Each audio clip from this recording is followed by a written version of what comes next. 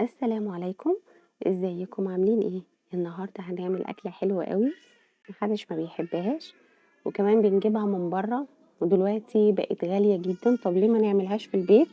هقول لكم على سرها النهارده، وهنعرف مع بعض ازاي بتتعمل بطريقه سهله واقتصاديه وسريعه جدا، وهتطلع لك الطعم احلى من بره بكتير قوي.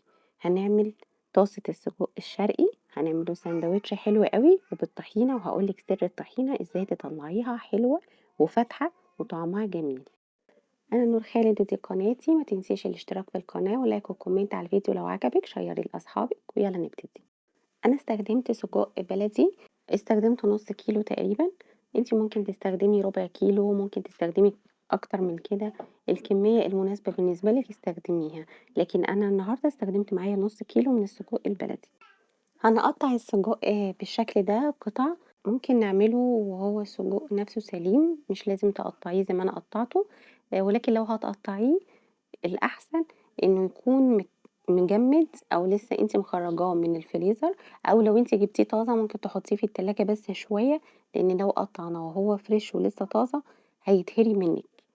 وهنستخدم معاه فلفل أخضر، ممكن نحط فلفل ألوان المتوفر عندِك استخدميه، لكن الفلفل الأخضر ده أساسي.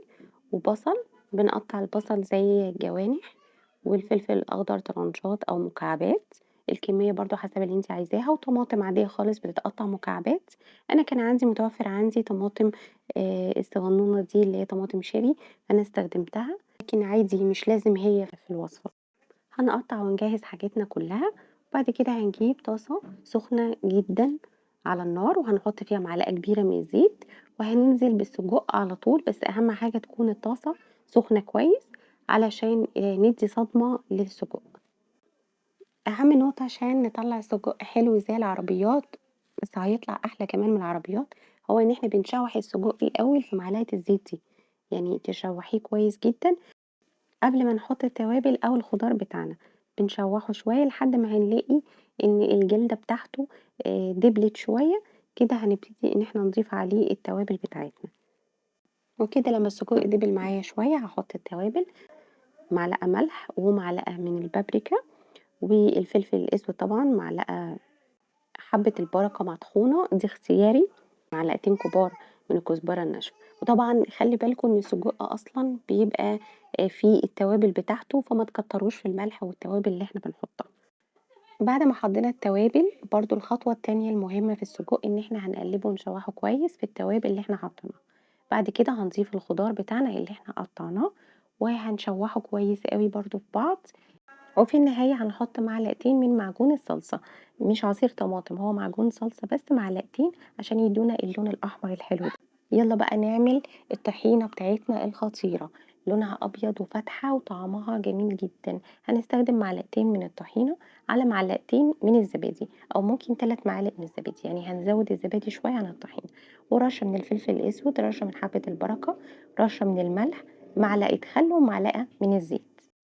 أنا دي طريقة الطحينة بتاعتي اللي معتمداها، بتطلع تحفة تحفة يا جماعة مع أي أكلة أو مع أي ساندوتش.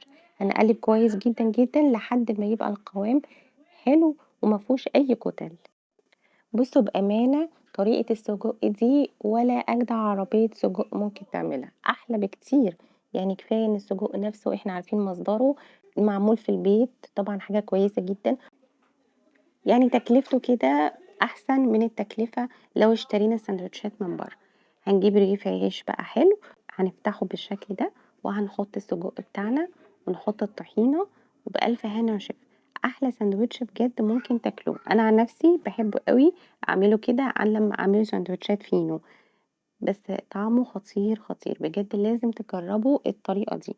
يمكن من أسهل وأبسط الوصفات، ولكن أنا متأكدة إن دي من أحلى الطرق للسجق. الساندوتشات دي هتبقى حلوة أوي ومنجزة أوي في شهر رمضان إن شاء الله. أنا مسمية الساندوتش ده الساندوتش الجبار، بجد حلو أوي. لو جربتوه مش هتشتروه عمركم أبدًا تاني من برّه. يا رب يكون وصفة النهارده عجبتكم. لو عجبكم الفيديو يا ريت تشيروه لأصحابكم، وبألف هنا وشفا لكل اللي هيجرب الطريقة. أشوفكم الفيديو الجاي إن شاء الله على خير، ومع ألف سلامة.